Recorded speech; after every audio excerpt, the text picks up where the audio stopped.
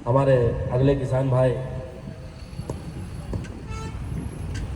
Advocate विकास चौधरी जी को मैं आमंत्रित करता हूं कि वह अपनी बात रखें। Hello mike check.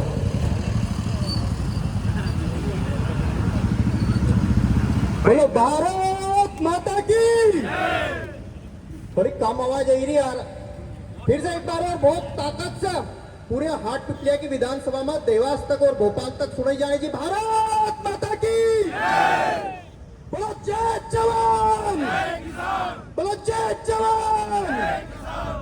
साथियों, दो पंक्ति के साथ मैं अपनी बात रखूंगा कि यूं ही नहीं मिलती मंजिल राही को, दिल में एक जुनून सा जगाना पड़ता है। यूं ही नहीं मिलती मंजिल राही को, दिल में एक जुनून सा जगाना पड़ता है।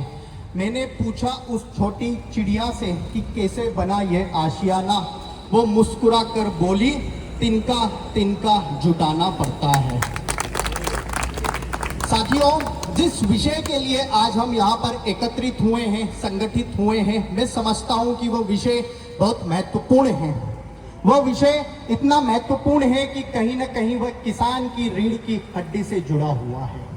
साथियों, हमें जैसा कि पता है हमारा देश कृषि प्रधान देश है और हमारा मध्य प्रदेश इसकी आत्मा है, जिसे हम सोया का प्रदेश भी कहते हैं।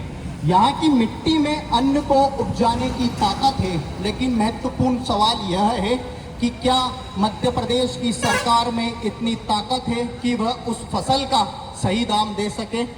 तो जवाब आता है बिल्कुल भी नहीं।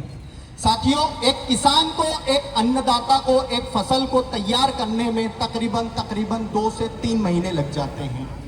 इन 2 से 3 महीनों में वह किसान, वह अन्नदाता उस बंजर जमीन में अपनी सारी जमा पूंजी बो देता है, अपने परिवार का भविष्य, अपना सब कुछ बो देता है। अगर प्राकृतिक मार से वो बच भी जाए तो भी सरकारी तंत्र, सरकार की गलत नीतियां हमेशा तैयार रहती है उसकी जान लेने के लिए। और आज जिस विषय के लिए हम यहाँ पर एकत्रित हुए हैं, जेल चौराहे पर बैठे हैं, वो विषय भी बहुत महत्वपूर्ण है। एक रोजड़ा जो कि जंगली जानवर है। अब सवाल ये उठता है कि ये जंगली जानवर इतनी बड़ी संख्या में हमारे गांवों में और शहर के आसपास कैसे दिखाई देने लगा?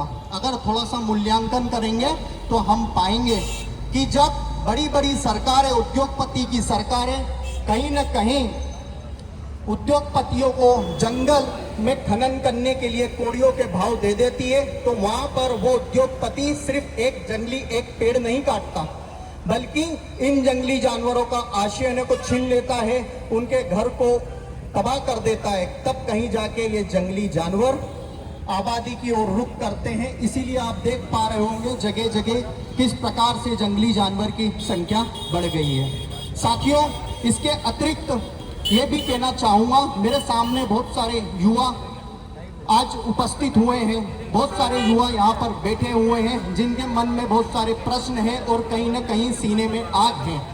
साथियों, हमने कहीं ना कहीं किसानों के अधिकारों को हमको कहीं ना कहीं अपने अधिकार समझकर लड़ना होगा, क्योंकि हमने अपने महापुरुषों को पढ़ा है। इस संघर्ष के पथ पर हमने अपने महापुरुषों को पढ़ा है। जैसे महात्मा गांधी जी ने हमें अहिंसा और सत्य की राह दिखाई, वहीं हमारे सुभाष चंद्र बोस जी कहते थे कि तुम मुझे खून दो, मैं तुम्हें आजादी दूंगा। इसके जज्बे का स्मरण भी हम युवाओं ने करा है।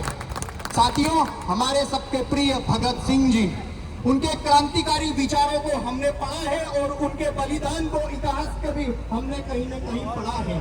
हम सभी युवाओं को एकत्रित होकर, संगठित होकर, संकल्पित होकर किसान की आवाज को मजबूत से उठाना होगा।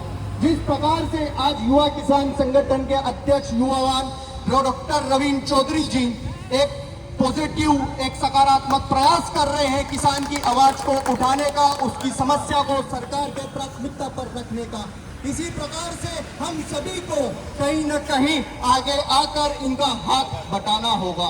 एक बात और ये कहना चाहूंगा कि जब स्वामी विवेकानंद जी कहते थे कि उठो, जागो और तब तक मत रुको जब तक लक्ष्य की प्राप्ति नहीं हो जाए, उन्होंने युवाओं को राष्ट्र के निर्माण की जवाबदारी सौंपी थी। वे कहते थे कि युवाओं में लोहे जैसी मांसपेशियां और पोलादी नसें हैं। साथियों, तो क्या हम किसान के संघर्ष को अपना संघर्ष नहीं बना सकते? मैं समझता हूं कि हम बिल्कुल किसान के संघर्ष को अपना संघर्ष बना सकते हैं। अंत में पूर्ण विश्वास के साथ सिर्फ इतना कहना चाहूंगा साथियों कि सिर्फ हमें सवाल नहीं पूछना, जवाब भी हासिल करना है। दो पंक्तियों के साथ अपनी बात को खत्म करूंगा कि लहरों से टकराकर नौका पार नहीं होती और कोशिश करने वालों की कभी हार नहीं होती। जय जवान! जय जवान! धन्यवाद, बहुत बहुत धन्यवाद।